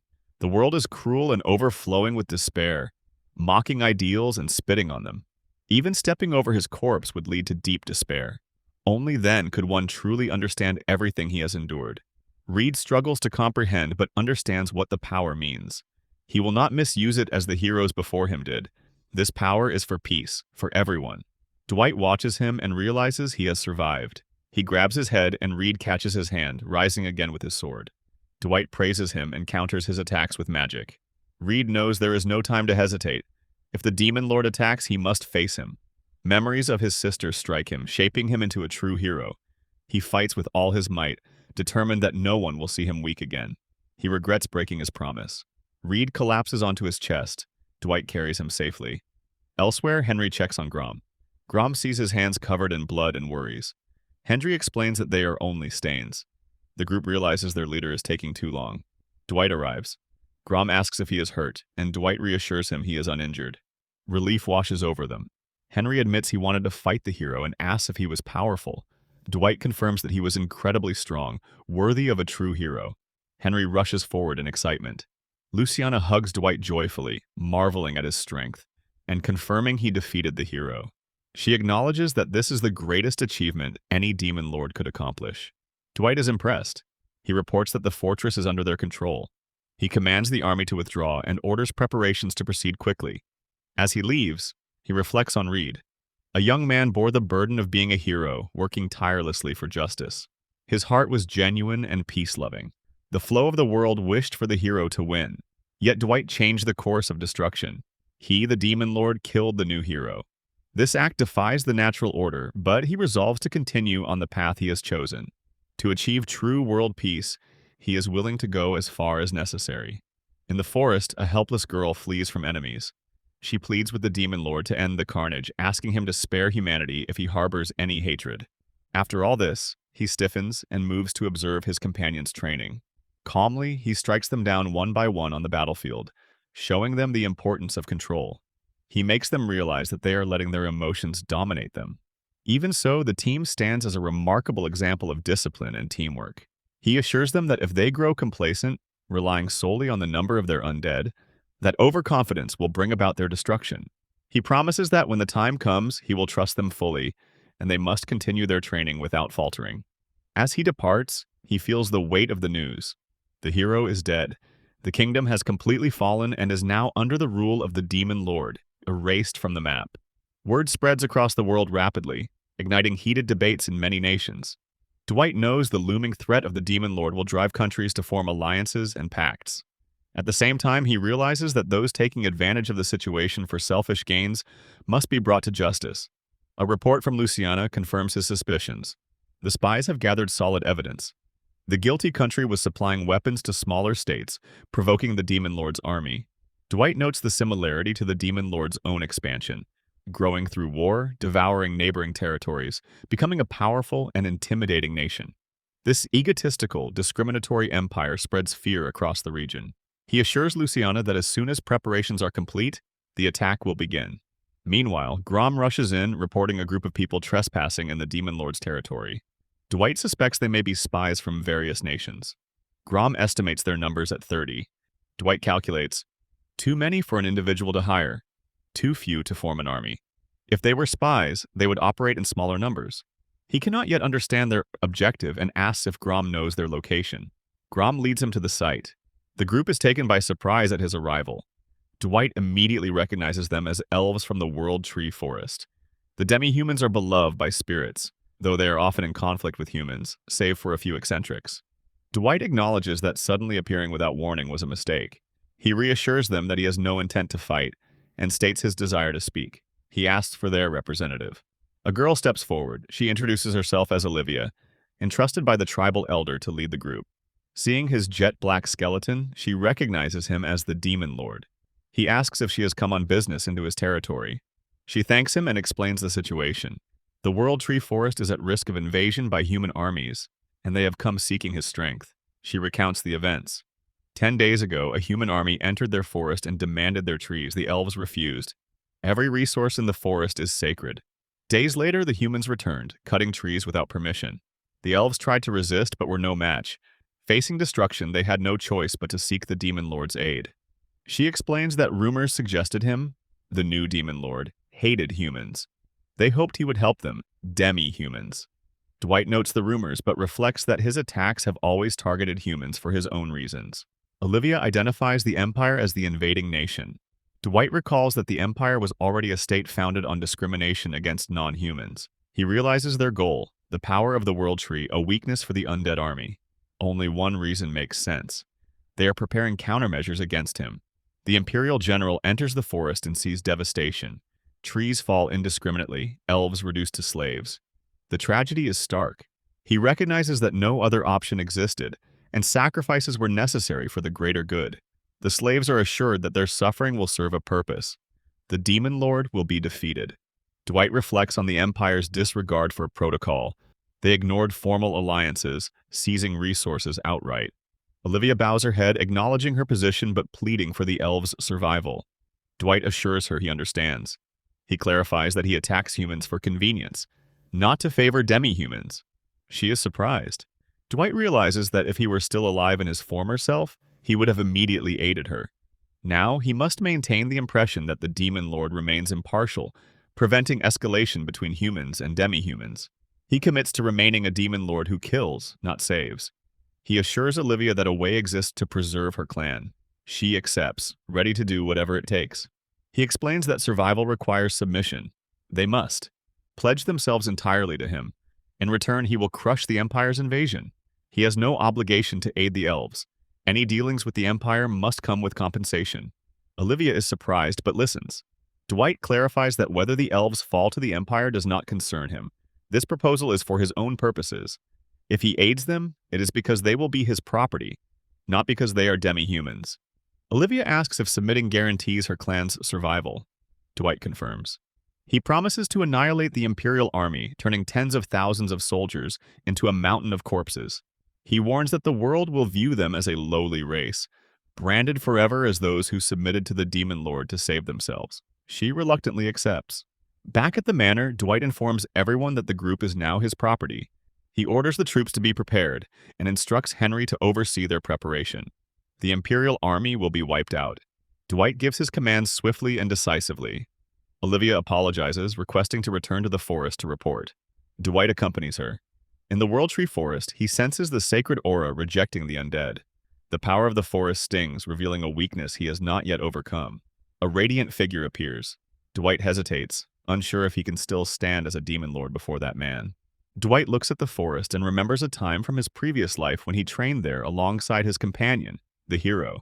He recalls how the forest was brimming with spiritual energy. He thinks about borrowing that power for his next mission. The hero, however, firmly refuses. She explains that some things in the world must remain untouched, and the World Tree is one of them. Dwight realizes their next mission is to destroy Luciana's army, and given the current circumstances, protecting the people will be difficult. Suddenly, Logan suggests they could use the forest's power. They could send the elves into battle and let them experience what Dwight himself endured. Dwight initially thinks it's a joke.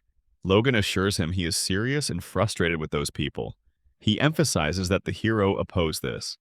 Dwight reflects that he cannot oppose the girl he fights alongside, the one he respects. She always looks toward making her future a reality. Since he has chosen to fight alongside her, he cannot compromise on her quest for peace. Logan tells him he does not dislike this part of him, but warns him not to shoulder everything alone. He encourages him to rely on his friends sometimes. Dwight thanks him. Seeing him like this, Dwight realizes he could never have misunderstood him while alive. Logan was one of the few friends he truly had. Dwight remembers that Logan had grown weary of his homeland and lived among human countries. He wonders why Logan is here now. Logan confronts them. His forces begin firing arrows. Dwight realizes they already have orders. Olivia shouts at the archers and tries to stop them by issuing warnings. Dwight understands that the soldiers must have received commands from someone else because they ignore the acting chief. Logan sees him as the Demon Lord and begins to curse him. Dwight assures him that he will explain the situation. He realizes that revealing his true identity at this moment would not help. Dwight accepts that for now he is simply the Demon Lord. Logan lowers his bow. He introduces himself as Logan Lynn Freetilt, chief of the elves living in the World Tree Forest. Dwight feels a sense of relief that Logan is capable and understands why he is the leader. Logan confirms that if Dwight can defeat the Imperial army, he will enslave their tribe in return. Dwight confirms that the acting chief has agreed to the tribe's collective decision and asks if anyone has objections. He assures them that until the tribe makes a final decision, he will remove a few of them from the area. Logan accepts without objection, admitting that their clan cannot defeat the Imperial army on their own. He advises that survival through enslavement is better than total destruction. Logan warns him that there will be no retreat. He instructs him not to allow anyone to harm the tribe. If opposition arises, he will personally keep it in check as the acting chief. Dwight casts a spell, marking the tribe with the seal of enslavement. The mark binds the elves to the Demon Lord, preventing acts of treason.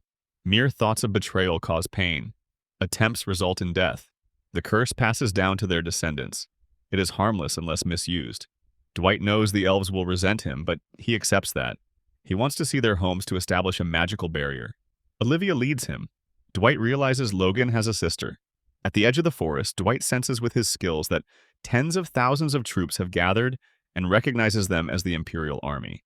His abilities reveal that a report is being given to the general by his troops, stating that the relief supplies will take half a day to arrive. The general orders the soldiers to rest until then. He notes the elves continue their futile resistance but maintains his composure. Seeing all this, Dwight realizes that their army is large. He admires the elves' endurance. Olivia reacts to something unexpected. Dwight realizes he has spoken involuntarily, reflecting on Logan. Olivia affirms that her brother, the chief, always looks out for them. She respects him deeply. Dwight feels shaken, remembering old connections. His previous relationships are not so easily broken, even in death. The two approach the elf village. The villagers sense his presence and hide, using cognitive inhibition magic. Dwight realizes this is what the elves value most, even above their lives. The World Tree stands protected. Dwight assures Olivia he has no intent to harm it. He observes the village layout and sets up a defensive magical barrier. With the barrier in place, the Imperial army cannot enter easily. The village is now safe. She thanks him quietly.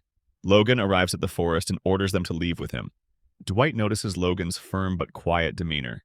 Logan leads. Dwight inside and asks his opinion about the village. Dwight senses that Logan is careful and deliberate. He tells him the village is peaceful and beautiful. Suddenly, Logan calls him by name with seriousness. Dwight feels a rush of emotion, as if a long-lost part of his heart has returned. He cannot speak. Logan asks firmly why all this has happened to him. Dwight suddenly realizes that if he accepts Logan as right, his own existence will collapse. Panic rises inside him. He tries to avoid the truth, but Logan silences him immediately. Logan makes it clear that he has no patience for pointless talk. He reminds him that he has not grown so old that he would forget his friends. With a heavy heart, Dwight asks whether he is still someone Logan would call a friend. Logan answers calmly. He does not remember ever cutting ties with him. That response shakes Dwight deeply. The kindness feels exactly the same as before. Despite how much he has changed, Dwight feels seen as who he once was. Logan then points out what Dwight has become. He recognizes the figure before him as an undead King Lick. He asks if Dwight returned from death through necromantic ritual. Dwight asks for permission to explain everything. He begins by asking whether Logan knows that both he and the hero were executed. Logan confirms that he knows this painfully well. He admits he was so furious that he almost killed the king himself. Dwight feels relief hearing this did not happen. He does not want his friend to die as a criminal because of him. Dwight continues his story after the execution. Logan understands quickly and states that he became the Demon Lord. He realizes that Dwight absorbed all the miasma of the valley to create the world he envisioned. Dwight confirms it. He abandoned his humanity and fell into darkness. In doing so, he killed countless humans. He then asks whether Logan despises him. Logan tells him that he made his own choice. Interfering is not his place.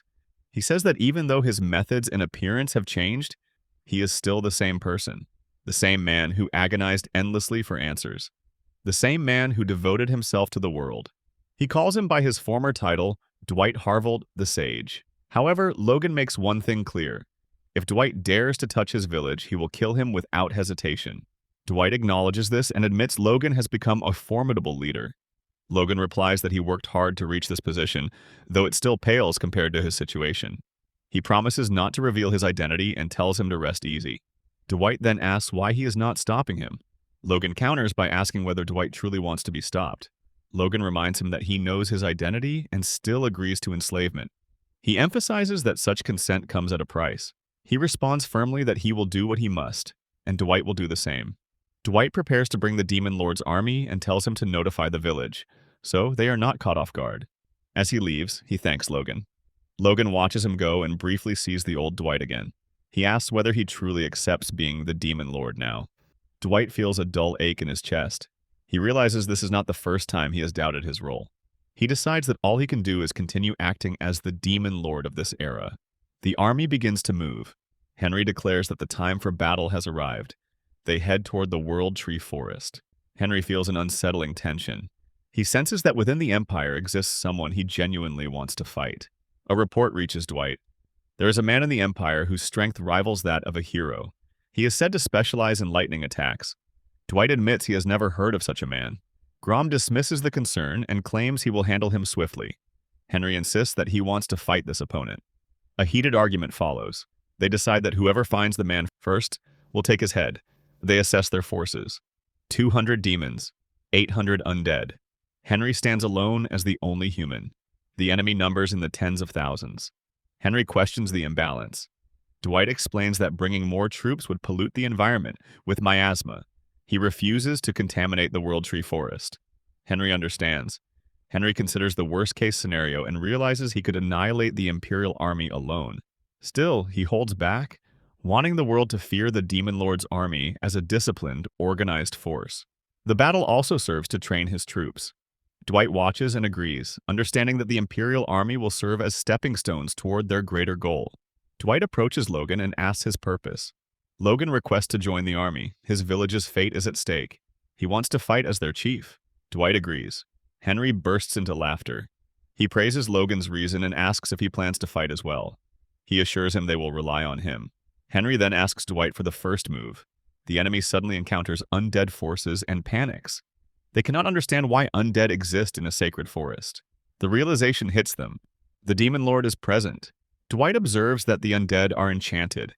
Their defense is dozens of times stronger than normal.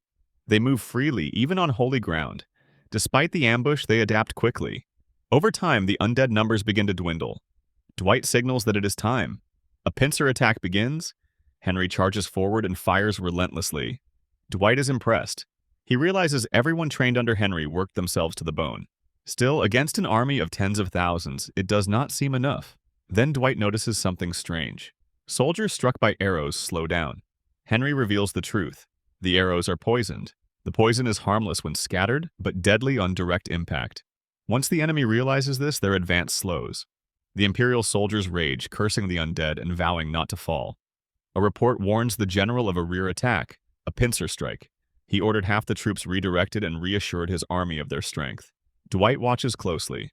Despite the ambush, the enemy maneuvers with discipline. These soldiers are experienced. Suddenly, brilliant light erupts. Phantom beasts emerge, summoned through spirit magic.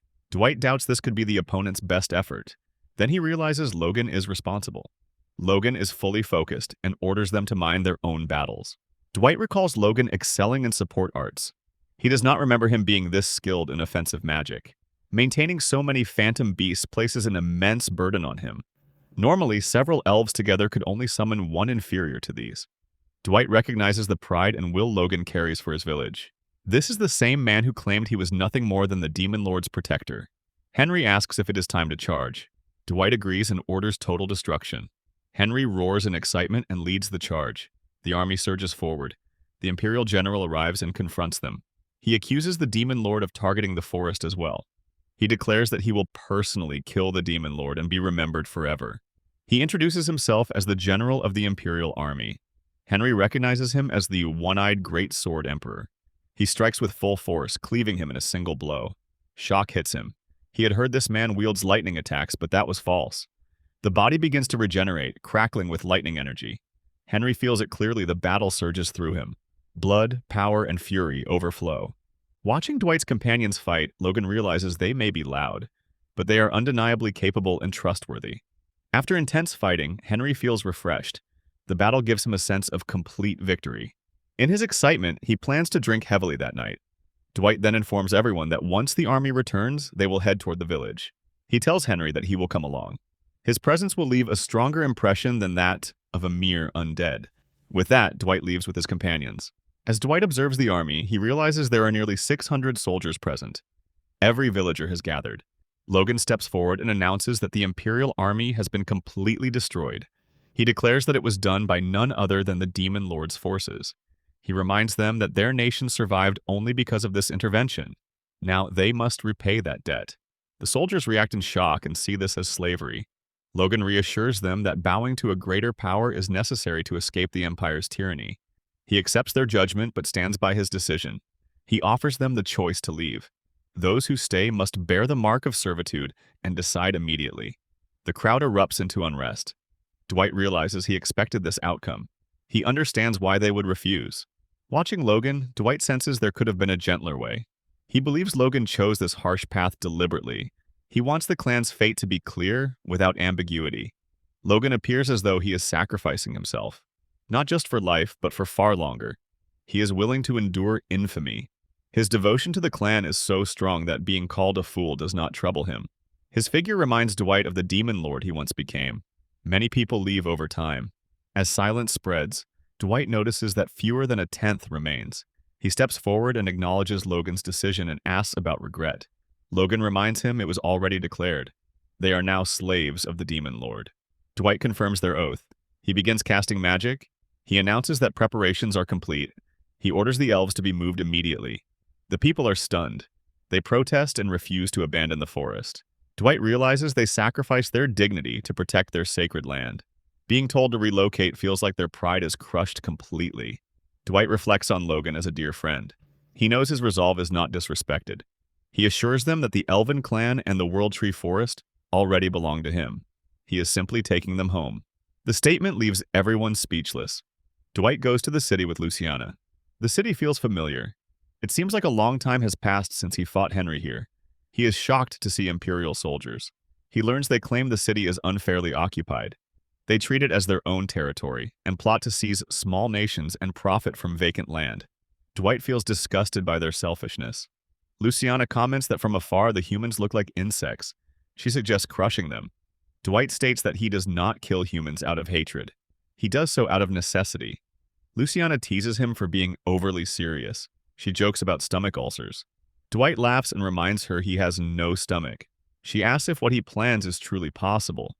Dwight assures her they will attempt the same method on a smaller scale. He will not fail. Dwight remembers that in his life he could never have imagined doing this. No one else could perform such a feat. Only he possesses this much mana. He tells Luciana to stay back and prepares to flatten the area. He releases his power and destroys the location completely. Afterward, Dwight feels the burden of the spell deep in his bones. He knows it is a matter of control. More training is needed to emerge unharmed. He accepts that people will accuse him of hating humans. He explains that he never acts half-heartedly and puts full effort into everything. Luciana realizes she should learn from his example. Dwight calls for silence, needing complete focus. He prepares to cast an enhanced version of a forbidden spell. Total concentration is essential. The destruction of the capital was only a prelude. Exhaustion washes over him, a clear sign of the immense mana he is using. He gathers his focus and organizes the spell. Watching his power, Logan is overwhelmed by a strange sensation. He realizes he has never felt mana this strong before. Once the spell is complete, Dwight turns his gaze to the World Tree. Its beauty is striking. The cognitive inhibition spell has lifted, revealing everything that was once hidden.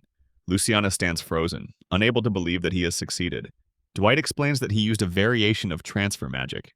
By manipulating space through a forbidden spell, he swapped the coordinates of the ruined country and the World Tree Forest. The forest now belongs to the Demon Lord's territory. The original issue was isolation. Remaining there would make the elves constant targets of the Empire. Dwight decided to move them closer to Demon Lord territory. He scans the area. The mana reaction has ceased. The elves are safe. The spell worked flawlessly. Dwight heads to inform the Elven chieftain. Luciana eagerly joins him. With that, Dwight gains the World Tree and the Elven clan. Weeks pass and Luciana reports steady progress in the war. The Bone Minister grows increasingly excited. The demon army advances from the Empire's borders, but Dwight remains mostly distant. Command is left to Grom, Luciana, and Henry. They argue frequently yet coordinate efficiently. Newly recruited human soldiers perform reliably. Dwight notes their presence prevents rebellion. Rotating forces ensure control, a strategy he extends to the elves as well. Henry trains the elves. They prove excellent archers and skilled in spirit magic. Dwight wishes the elves could live freely. He observes that their way of life remains unchanged. He notes that excessive leniency would weaken the Demon Lord's influence. That is why some elves join the army alongside humans. Friendship with the chief does not justify favoritism. Cities and villages accept submission. Surveillance continues. The target remains the Imperial capital. Dwight confirms they will not destroy it completely.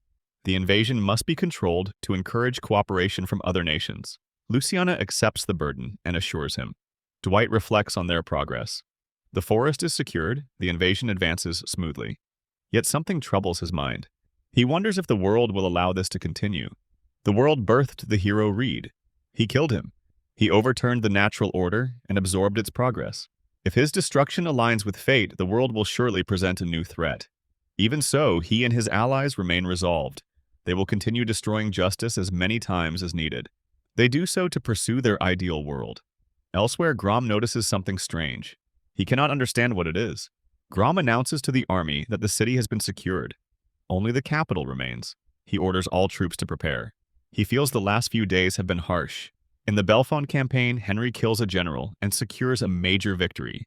Grom, by contrast, has only faced minor enemies. He feels the undeniable truth that Henry is surpassing him. At this rate, Henry could even take the Demon Lord's right-hand position. Dwight surveys the city and notices the human recruits struggle to integrate with the rest of the army. Minor skirmishes have occurred, but no real battles. Former slaves of the old Demon Lord now live with demons without issue. He hopes the new arrivals will adapt similarly. All he can do is pray. Dwight reflects on himself. He has never been good with human relations, even when alive. Now, seeing his carelessness as the Demon Lord, he feels worse. He realizes that raw power is not enough. He must improve in other ways. Grom reports that they discovered a strange weapon near the outer walls of the Imperial City. Dwight notes that the soldiers they fought in the forest were lightly armed. Grom reassures him that they remain safe, keeping distance. Dwight feels relief. He assigns Luciana to oversee the castle. She accepts happily. Dwight and Grom approach the weapon. Dwight sees it and recognizes its cannon-like shape. He has never seen one this massive. Grom assures him he could destroy it, but wanted Dwight to see it first. Grom mentions the other troops resting in captured cities. They will be called back after the Demon Lord decides. Dwight moves closer. Suddenly the weapon fires. Dwight conjures a massive magical shield. The projectiles hit it and explode harmlessly, though the blasts carry powerful holy magic. He confirms the magical net protecting him is damaged. The weapon is too strong to ignore. Dwight realizes it was made to kill him. It is an anti-Demon Lord weapon. Rage surges within him. He has only been Demon Lord for months, yet the Empire prepared such a weapon so quickly. It is impressive and dangerous. Grom notes the weapon was improved for use against the Demon Lord. Dwight acknowledges it and plans to study the Empire's technology later. He knows more unknown weapons may exist. Sending the army directly to the capital is risky.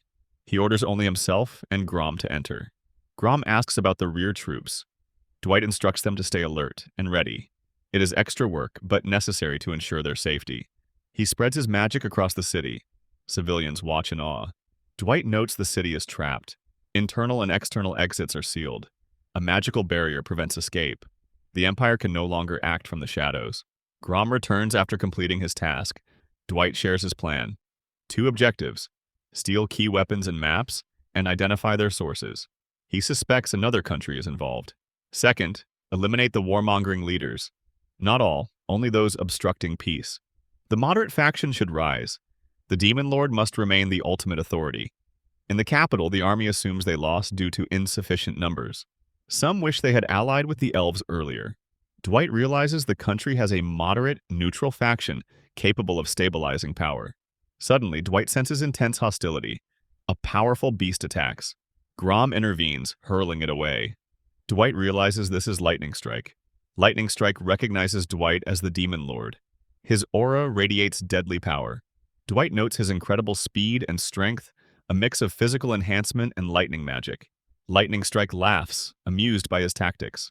Dwight recognizes him as Henry-like, a battle-obsessed maniac wielding both magic and a battle axe. He recalls his global reputation.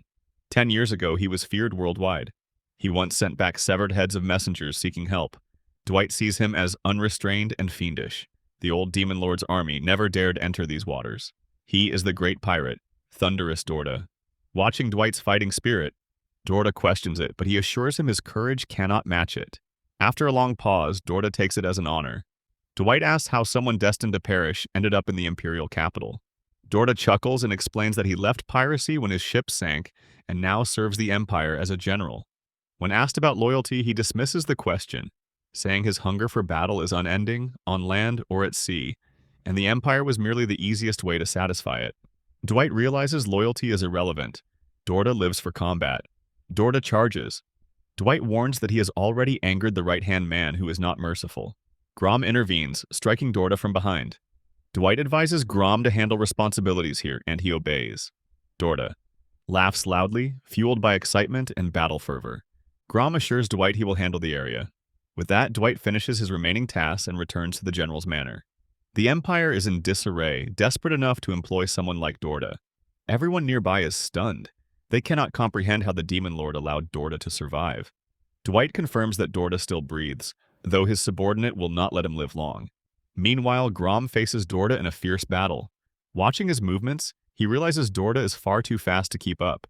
Dorta unleashes powerful lightning magic, and Grom sees the determination in him. Dorta calls him the Demon Lord's right hand, making Grom realize that the title was given to him by the Demon Lord himself. He apologizes, admitting he held back because Dorta is human.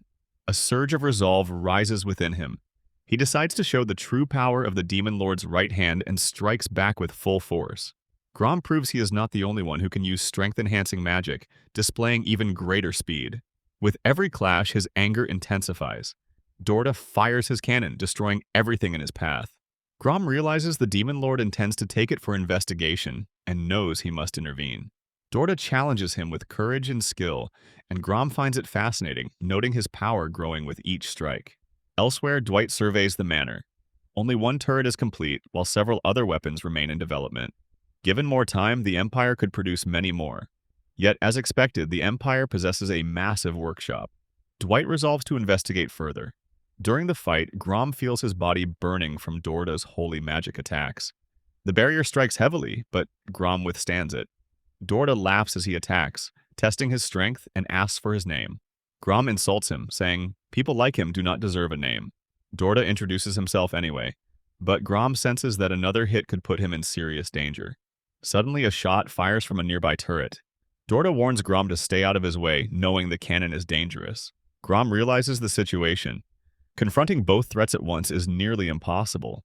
He reminds himself that he shares traits with the Demon Lord and can control other undead. He combines this ability to create an undead chimera and commands it to fight. From Dorta's perspective, this seems like a last-ditch effort, letting smaller enemies loose. Yet he continues to challenge Grom. Dwight fires at the experimental cannon and recognizes that it is still in its testing phase. The prototypes and weapons in the workshop are entirely unfamiliar. Dwight plans to remove them from the capital. Since he has already transported the World Tree Forest, this is not a problem. He intends to continue developing these weapons and considers creating a research facility of his own.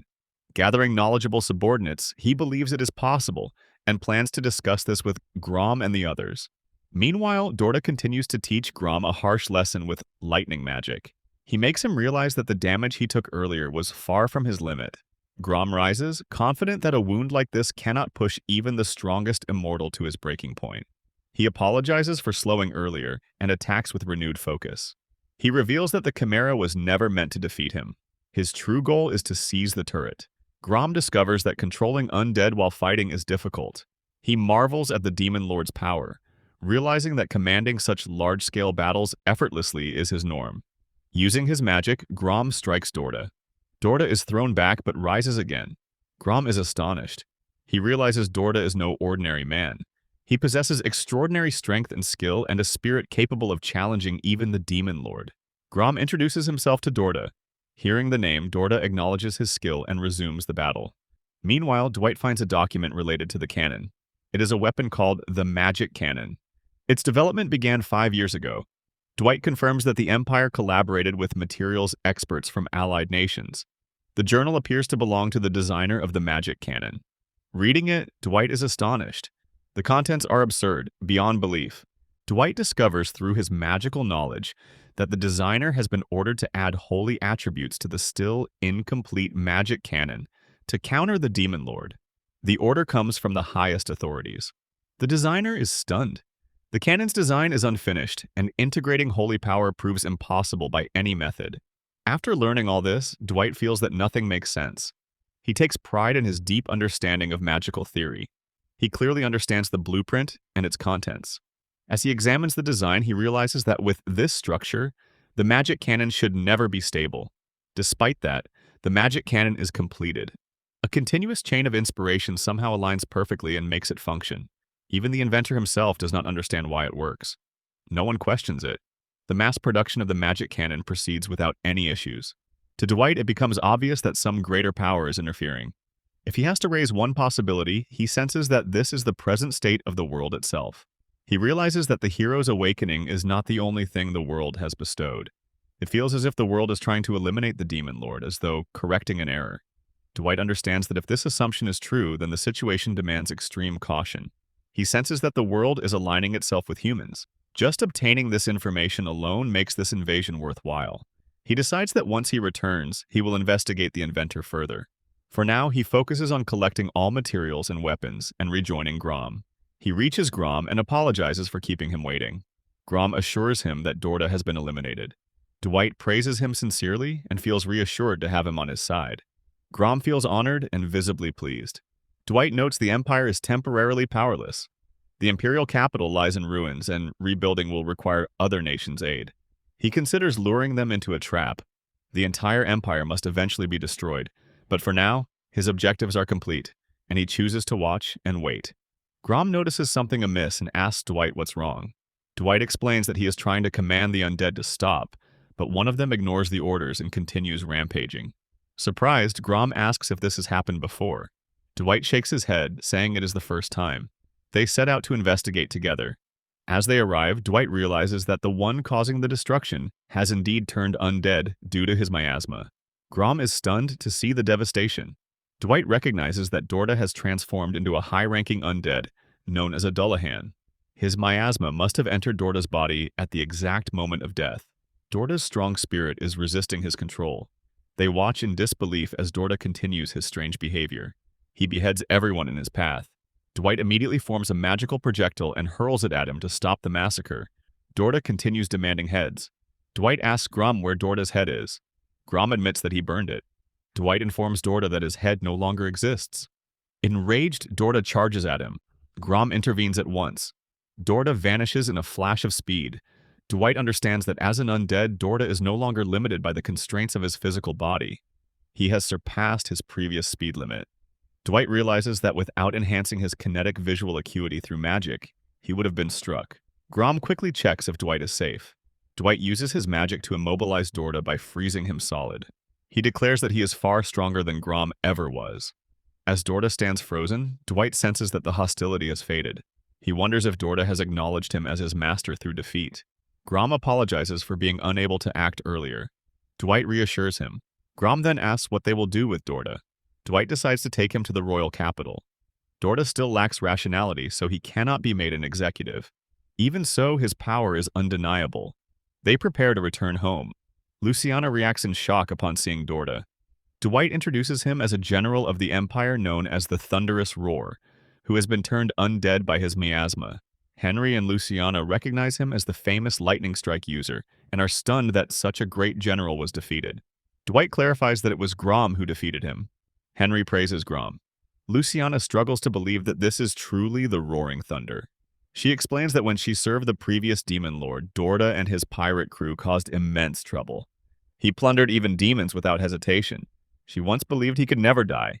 Now it is clear that this time his opponent was simply too overwhelming. She asks if any of his consciousness remains. Dwight confirms that only fragments remain. As they observe him closely, Dorta continues searching for his head. Luciana realizes that he may be unable to speak properly because he has no head. Nearby, tension rises as Grom feels irritated. He admits that he feels like he is losing his position as the Demon Lord's undead subordinate. Others tease him, and Dwight checks on his condition. Grom insists that he is perfectly fine and full of life, which draws laughter because he is undead. Dwight decides to inspect the previous Demon Lord's army, which is currently on standby. Looking at Dorta again, he feels that he has become entangled with a truly terrifying existence. For a brief moment, it seems as if his consciousness from when he was alive resurfaces. Dwight acknowledges that Dorta is a man with an exceptionally strong will. Elsewhere, the royal capital listens as a young woman speaks with solemn resolve. She recalls that 10 years ago, the world finally found peace, but now chaos returns. The manifested demon lord has turned the kingdom into a nest of undead in a short time. She declares his power overwhelming and admits she does not know if he will attack the Holy Land. She mentions those who live in fear, sleepless at night, yet urges calm. Finally, she formally introduces herself as Saint Maga and vows to eliminate the demon lord. Here I am, know it's been a while. I was in denial about my love. Here I stand, I know I walked away.